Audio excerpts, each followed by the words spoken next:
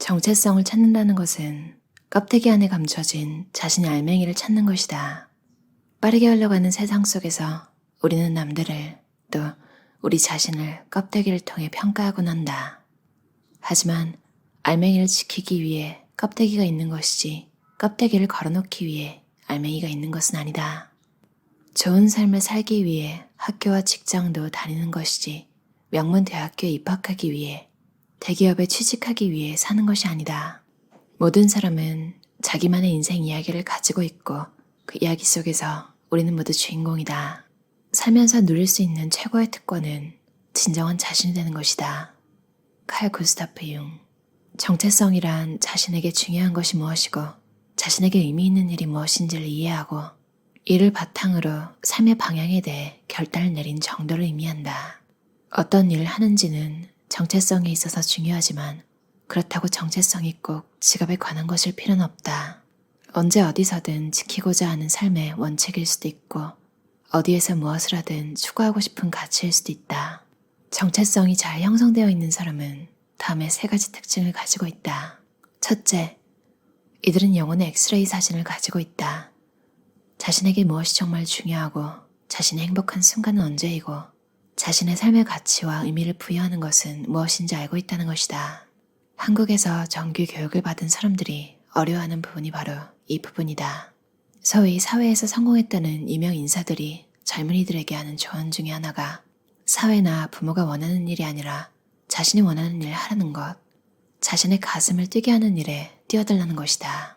하지만 막상 젊은이들과 얘기를 해보면 자신들도 정말로 그러고 싶은데 정작 그 일이 무엇인지 모르겠다는 말을 많이 한다. 공부만 하느라 자신의 영혼을 제대로 들여다보지 못한 것이다. 둘째, 자신의 목적지가 찍힌 내비게이션을 가지고 있다.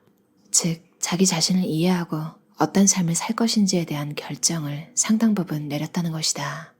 물론 살다 보면 예기치 못한 일들이 터지고 실수로 잘못된 길을 접어들기도 하고 삶에 지쳐 쉬어가야 할 일이 생기기도 한다. 하지만 가야 할 도착지가 어딘지 알고 있기만 하다면 결국 가기로 한 곳에 도착할 수 있다. 셋째, 삶에 대한 지침, 가치 판단의 기준을 가지고 있다. 이들은 자신의 특성뿐만 아니라 삶에서 이루고자 하는 것에 대해 잘 알고 있기 때문에 어떤 상황에서 어떤 결정을 내려야 할지 올바로 판단할 수 있다.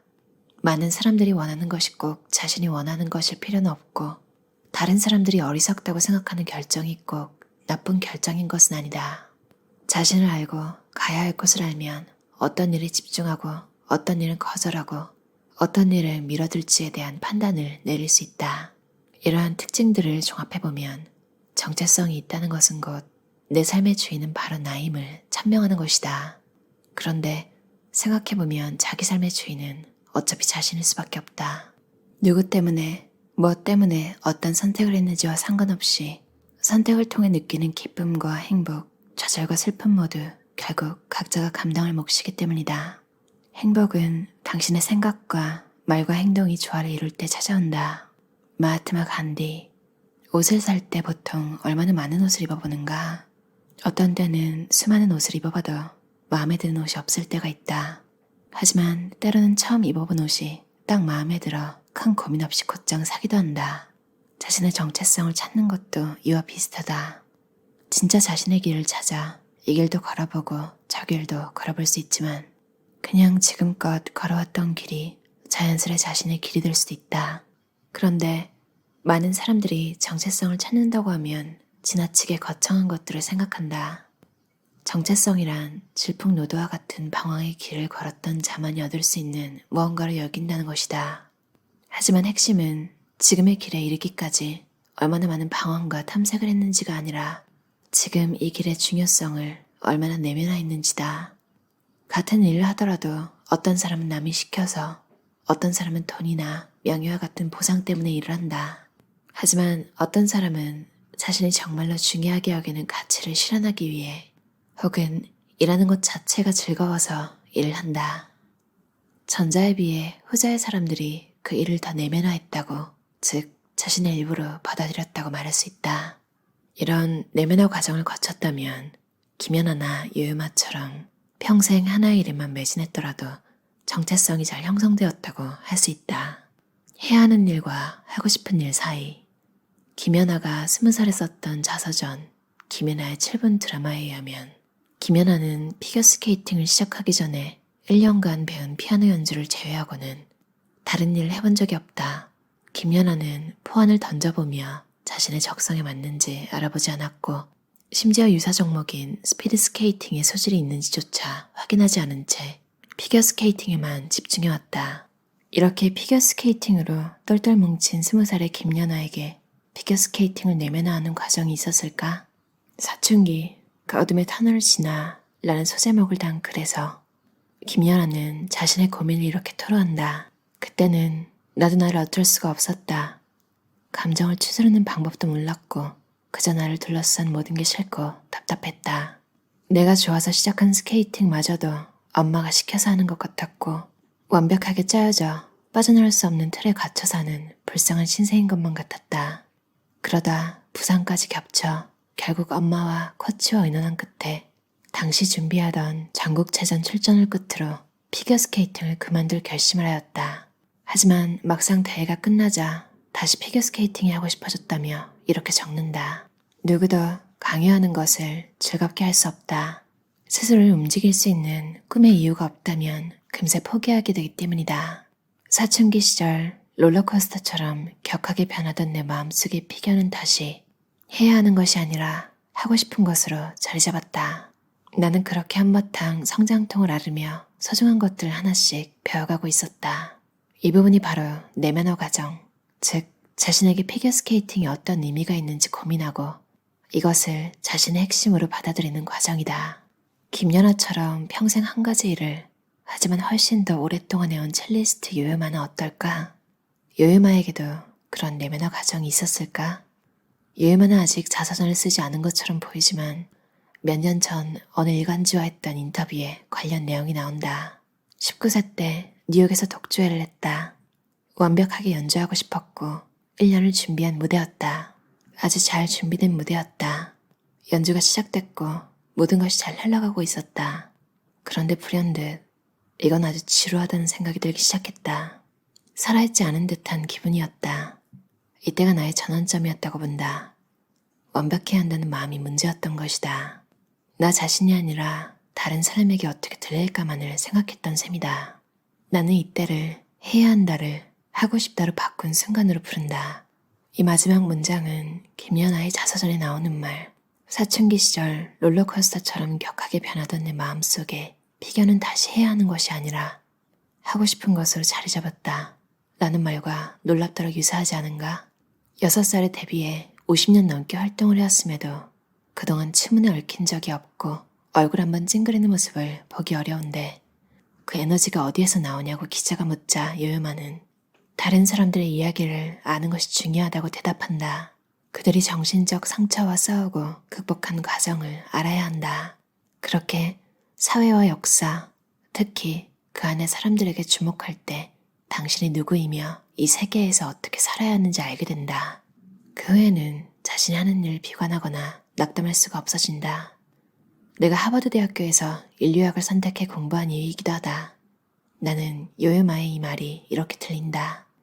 이야기를 통해 남들의 아픔을 이해하고 그들을 위해 자신이 할 수 있는 일이 무엇인지 깨닫게 되면 좋은 에너지는 저절로 나온다. 그리고 이는 곧 자기 자신의 정체성을 확립하는 과정이기도 하다. 우리는 꿈꾸는 법을 잘못 배우고 잘못 가르쳐왔다. 우리는 아이들에게 커서 뭐가 될 것이냐고 묻는다. 어떤 명함을 가진 사람이 되고 싶은지 묻는 것이다. 우리는 아이들에게 어떤 일을 하며 살고 싶은지, 어떤 일의 재미를 느끼는지, 어떤 일이 중요하다고 생각하는지를 물어야 한다. 삶은 명사가 아니라 이야기이기 때문이다. 꿈은 가슴에 품고 살고 싶은 인생 이야기에 대한 상상이어야 한다. 그랬을 때 비로소 그 꿈으로 똘똘 뭉친 인생 이야기를 써나갈 수 있다. 소소하게 누리는 행복도 물론 중요하지만 소소한 행복을 넘어서는 주제가 있는 삶이 더 의미 있고 풍요로울 것이다. 삶에는 자기 자신이 부여하는 의미 이외에는 아무런 의미가 없다. 에리 프롬. 자존감은 패러독스이다. 자존감이 필요한 사람은 그것을 가지고 있지 않고 자존감을 가진 사람은 그것이 필요하지 않다. 리처드 라이언과 카크 브라운. 자신이 훌륭한 사람이라고 세뇌하듯 반복해서 말하고 믿음으로써 높아진 자존감과 좋은 삶 속에서 자연스레 높아진 자존감은 같지 않다. 인위적으로 끌어올린 자존감은 그에 대한 구체적인 근거가 없기 때문에 인생의 파고에 휩쓸리기 쉽다. 자신은 훌륭한 사람이라고 외치고 있는데 남들로부터 비난을 받거나 제출한 프로젝트가 안 좋은 평가를 받거나 할 일이 많아 스트레스가 쌓이는 상황에 처하면 자신에 대한 판단과 현실 사이에 격차가 생기고 그에 따라 자존감이 휘청하게 된다. 이렇게 상황에 따라 높고 낮음을 반복하는 자존감을 연약한 자존감이라 부른다. 반면 튼튼한 자존감은 살면서 실제로 이루었던 성취나 주변 사람들과의 좋은 관계라는 현실에 기반한 자존감이다. 튼튼한 자존감을 가지고 있는 사람들 역시 이런 부정적인 상황이 달가울 리는 없지만 그렇다고 해서 자존감이 현저하게 출렁이진 않고 비교적 일관되게 높은 수준을 유지한다. 튼튼한 자존감은 긍정적인 결과를 낳지만 연약한 자존감은 부정적인 결과로 이어진다. 자신을 사랑하는 것은 아무런 문제가 없지만 자신만을 사랑하는 것은 문제가 될 수 있다. 그런데 자신을 사랑하라는 표현에서는 이 둘이 구분되지 않는다. 그래서 자신을 사랑하라는 표현은 자칫 나르시시즘으로 이어질 수 있다. 실제로 미국에서 있었던 자존감 운동의 결과 의도치 않게 미국 젊은이들의 나르시시즘이 높아졌다는 점에 많은 심리학자들이 동의한다. 나르시시즘이라는 단어는 이미 국립국어원 표준국어 대사전에 등재되어 있는 만큼 자기애로 번오역하기보다는 원어 그대로 나르시시즘으로 사용해 자존감과 구분하는 것이 좋다. 나르시시스트는 자신의 친구나 연인보다도 자신이 더 잘났다고 믿는다. 시험을 보고 나면 실제로는 더 잘 봤다고 생각하고 자신의 외모도 뛰어나다고 생각한다. 자신이 하는 이야기가 다른 사람의 이야기보다 더 중요하고 흥미롭다고 생각해 다른 사람의 말을 자르고 자기가 하고 싶은 말을 한다. 남들로부터 존경받기를 기대하고 자신의 권위가 도전받는 경우에는 폭력적으로 변한다. 남에 대한 배려보다는 착취에 능하고 외도도 쉽게 한다. 나르시시스트의 이 모든 특징은 자신을 사랑하라는 말에 모순되지 않는다. 물론 나도 알고 있다. 윤원균을 포함한 많은 사람들이 자신을 사랑하라고 말할 때 그 속에 있는 진정한 의미는 자기 자신을 깎아내리거나 비난하지 말고 격려해주라는 것이다.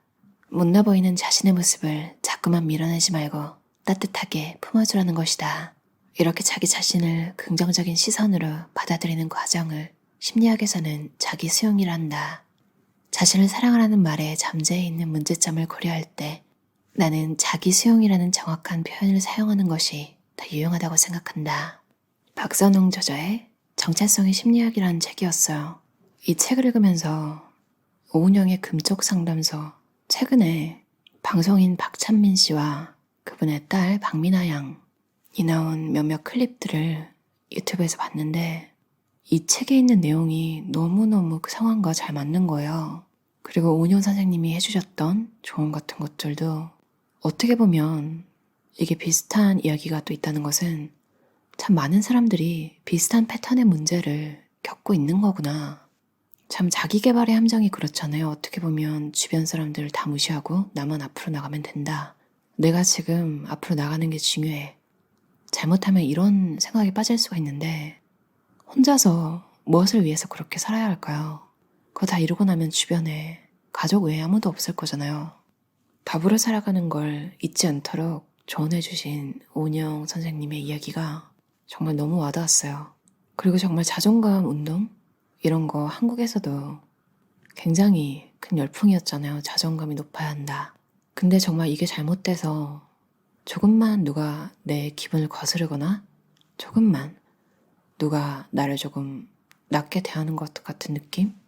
오해일 수도 있는데 딱 한 번만 그래도 정말 그 사람을 인생에서 지워버린다거나 굉장히 사소한 걸로도 누군가를 고발해서 정말 그 사람의 인생을 망가뜨려야지만 내가 내 자존감을 지킨 나를 사랑하는 사람이 된 것이라는 그런 정도의 좀 과도한 대응 같은 것도 많고 그랬잖아요.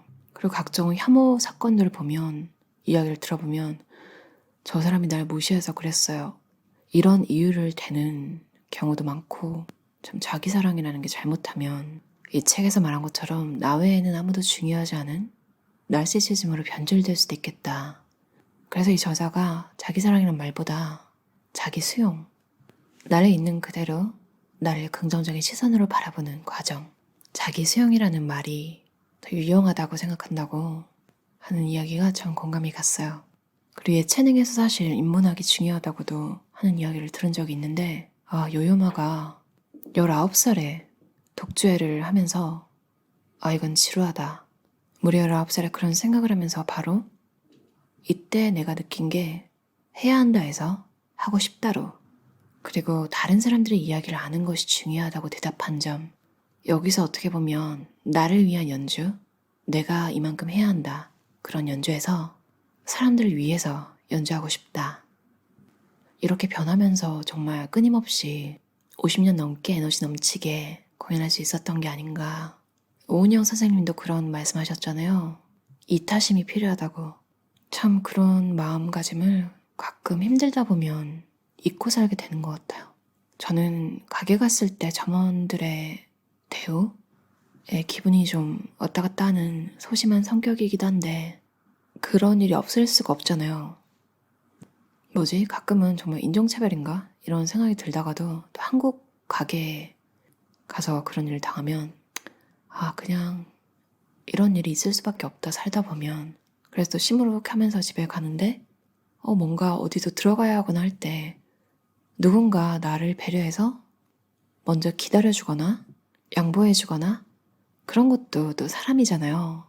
나에게 좀 무리하게 됐던 상점 직원들을 생각하는 게 아니라 나에게 정말 친절했던 상점 직원을 더 생각하려고 하고, 길에서 나를 배려해줬던 사람들을 더 떠올리려고 해요. 정말 이렇게 작은 친절 하나가 나의 하루, 한 사람의 기분을 이렇게 변화시킬 수 있는데, 참 사람에게 친절해야겠다. 불친절한 상점 직원들한테 저는 해야 할 거 인사하고 감사하고 좋은 하루 보내라고 하는 거 다 했거든요. 그래서 그 직후에 나와서는 너무 화가 나고, 왜 내가 서비스를 제공하는 사람같이 한 거 같지? 이런 생각이 들기도 하고 막 억울하고 그랬는데, 이런 작은 일에 너무 마음 쓰지 말자. 나에게 친절하게 대해줬던 그런 사람들을 더 생각하자. 좀 웃긴 말이지만 사람을 사람으로 잊는다 이런 말이 있잖아요. 나쁜 기억은 또 좋은 기억으로 덮어지더라고요. 나의 작은 배려 하나가 누군가의 하루를 바꾸잖아요. 삶이 좀 우울하거나 처졌을 때 남들을 생각하는 이타적인 마음, 다른 사람들을 위해서 좀 하루를 보내보자. 오늘 내가 만나는 사람들의 좋은 점을 발견해서 이야기해주자. 이런 것도 도움이 되고요. 자기 수용과 이타심을 발휘하는 사람이 되자 라는 목표를 가지고 사는 것도 참 멋진 것 같아요. 그럼 들어주셔서 감사합니다.